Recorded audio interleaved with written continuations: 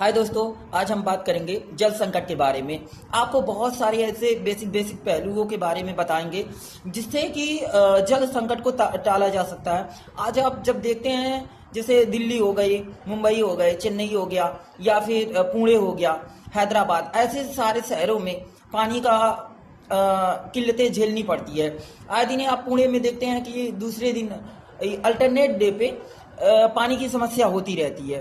तो इन सारी चीज़ों को हम समझेंगे कि क्या वे अपनाया जाए जिससे वहाँ पे सॉल्व आउट किया जा सकता है। मतलब क्या चीज़ें ऐसी कमियां कर रहे हैं जिसकी वजह से यह घटनाएं हो रही है। तो मुंबई के जलाशय है उसमें केवल 10% ही केवल पानी है बचा हुआ है सिर्फ। और आईएमडी के अनुसार यदि पता चल रहा है, जो मौसम की भविष्यवाणी करता है, उसके अनुसार जो है 64% डिफिशियंसी हुआ है, यानी कमी हुआ है पानी की। बारिश के वे में, लेवल में 64% की कमी हुई है।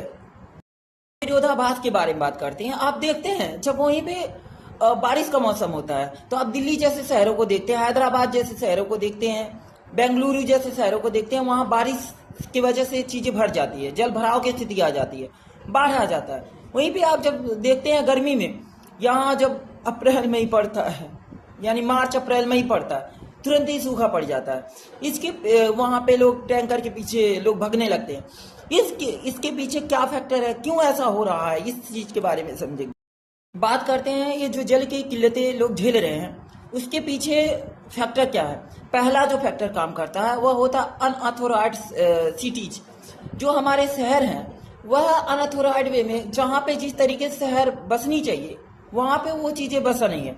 ये तो बात रह गई जो चीजें हो गई हैं उस पे तो हम मान लीजिए नहीं बहुत ज्यादा चेंजिंग कर सकते, लेकिन उसमें भी जो फैक्टर काम करता है, जलाशय हो गए, बहुत सारे कुछ मतलब कचरे के ढेर हो गए, उनको जलाशयों में ले जाके भरा जा रहा है, कहीं पे ले जाके उसमें। अभी आप देखे हैं कि मुंबई के जो वाडाला है वहां पे जो है 400 से 500 क्या कहते हैं ट्रक वहां पे कचरे ले जाके उसको वेटलैंड सिटी पे वहां पे पार्किंग बन जा रहा है।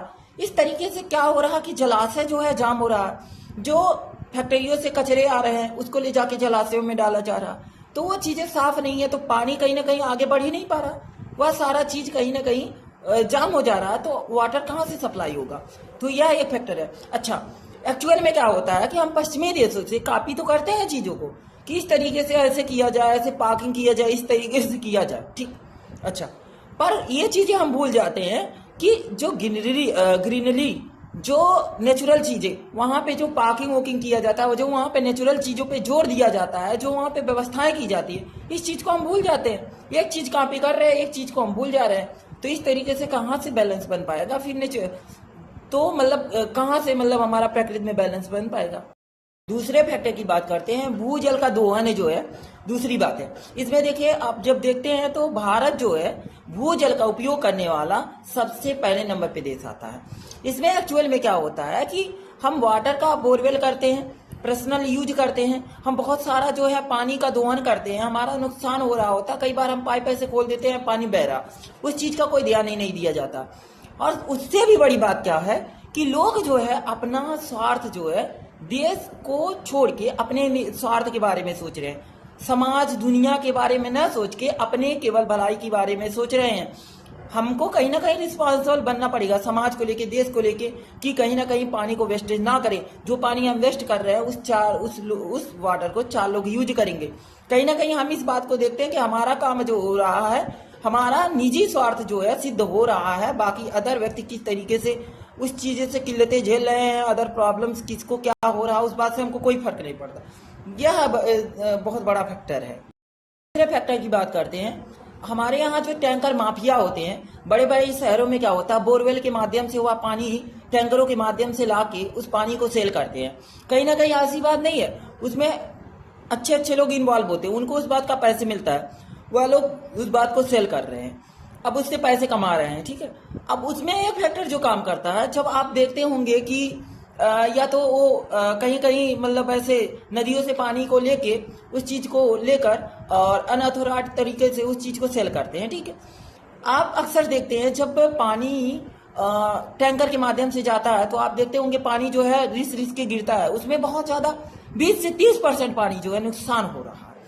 आप सोचिए कि पानी की वैल्यू लोग कितना समझ रहे हैं, वहां नुकसान हो रहा है, उस बात पे ध्यान नहीं दिया जा रहा। क्या उस टैंक पे यदि दूध होता, मिल्क होता, तो क्या ऐसे गिरता? नहीं गिरता। इसका मतलब कि इस बात की उतनी वैल्यू नहीं दी जा रही है, इस बात पे ध्यान देना चाहिए। आप अक्सर देखते होंगे मैक्सिमम जगहों पे पानी रिस के रास्ते पे ऐसे गिरता जाता है, तो इस बात पे भी ध्यान देना चाहिए।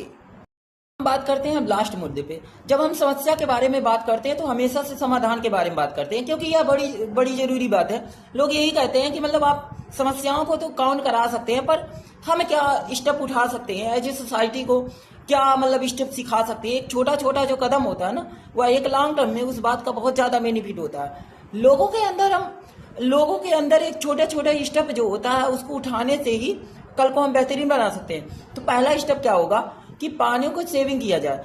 सेविंग कैसे करेंगे कि बहुत बार क्या होता है कि बहुत लोग ऐसे, मान लीजिए कोई कपड़ा धुलाई कर रहे हैं या कोई क्या कहते हैं बर्तन धुलाई करते हैं, तो उस हमेशा के लिए कंटिन्यू उस चीज को उसका जो पाइप होता है उस चीज को चालू कर दिया जाता है, लगातार पानी गिरता रहता है। ठीक है, तो इस चीज को हमें क्या करें कि मिनिमाइज करें।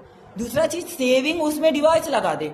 जैसे क्या होता है जब आप फ्लैश को खोलते हैं तो बहुत तेजी से पानी गिरता है, तो आप ऐसे डिवाइसेस लगाइए जिससे थोड़ा थोड़ा पानी गिरे, क्योंकि उसमें आप जो है आपका 30% जो है वाटर यूज करते हैं, बाकी 70% वाटर जो है वेस्ट जाता है। यानी कि ऐसा हम कह सकते हैं कि 15 लीटर में 3 लीटर यूज करना चाहिए, 12 लीटर आपका वेस्ट जा रहा।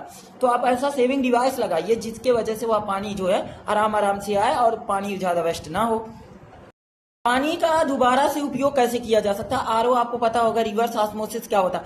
उसमें एसी का पानी हो गया, कूलर का पानी हो गया, उसके अलावा फ्रीजर का पानी हो गया, या फिर अदर कुछ ऐसे पानी होते हैं, उस चीज को हम दोबारा से यूज कर सकते हैं। जैसे फर्श साफ करने के लिए फ्लैश में उस चीज का यूज कर सकते हैं। तो उस चीज को दोबारा से हम मतलब साफ करके उसका हम दोबारा से यूज कर सकते हैं। इस तरीके से भी पानी, मतलब हम उस पानी को पीने के लिए नहीं यूज करेंगे, अदर काम के लिए उस पानी का यूज हम कर सकते हैं।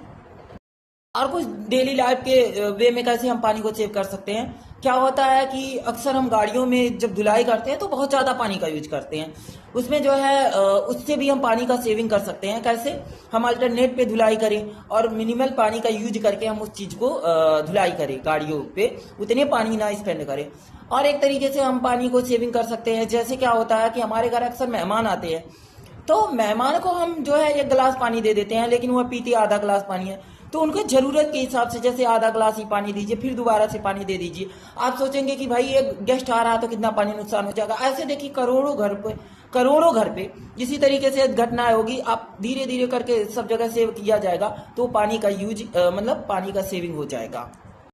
शावर की जगह पे आप नहाने के लिए शावर की जगह बाल्टी का प्रयोग कर सकते हैं। शावर में क्या होता है जब पानी ऐसे फव्वारा की तरह गिरता है तो आप फैल जाता है पानी, तो वहां पे बहुत सारे पानी जो है नुकसान होते हैं। तो वहां पे आप बाल्टी का पानी यूज करके अपने शरीर पे गिराएंगे तो उस तरीके से उस पानी का सेविंग हम कर सकते हैं।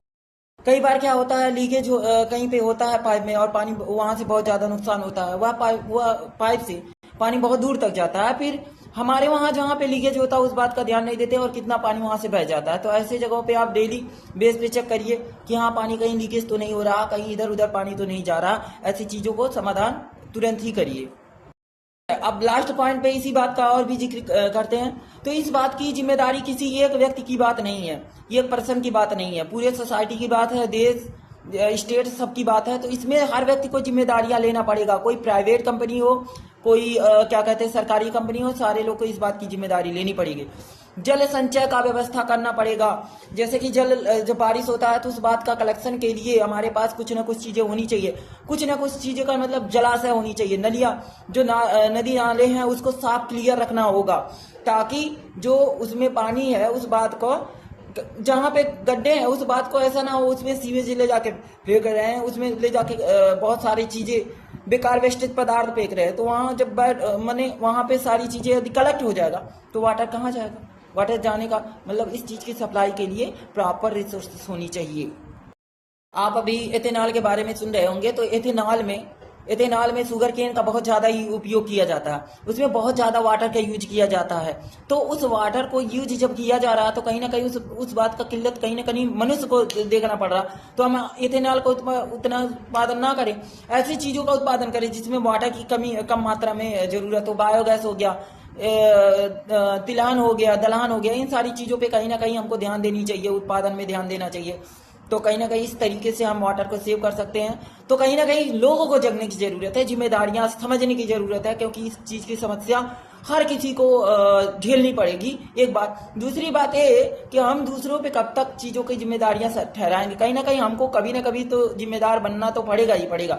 और तीसरी बात है कि भाई इन सारी बातों को थोड़ा सा समझने की बात है, यह सब फैक्ट है। आप बहुत सारे वीडियो देखते हैं, पर इन सारी चीजों के पीछे थोड़ी सी फैक्ट को समझिए और जीवन में उतारिए, और हो सके तो आसपास के लोग को भी इन सारे बारे में नॉलेज दीजिए, क्योंकि हम पहले सुधरेंगे तो ऐसे ही दुनिया सुधरेगी। धन्यवाद।